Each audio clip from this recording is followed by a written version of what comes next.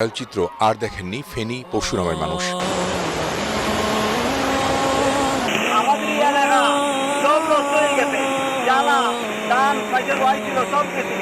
ফুলগাজী, পরশুরাম এবং ছাগলনাইয়া উপজেলার ৯৫%-রও বেশি এলাকা এখন পানির নিচে।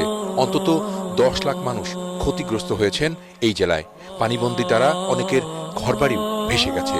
সেনা, নৌবাহিনী এবং কোস্টগার্ডের ২৪টি বোট বুধবার বিকেল থেকে তাদের উদ্ধারে অভিযান চালাচ্ছে।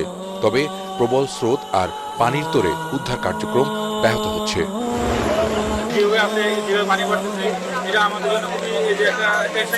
পানির যে ভয়াবহতা আমরা যেতে পারিনি, অনেক শিশুদের কান্না, মেয়েদের কান্না আমরা শুনেছি।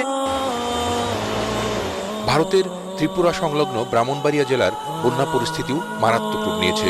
বাঁধ, ব্রিজ ভেঙে বন্ধ হয়ে গেছে আখাউড়া আগরতলা মহাসড়ক।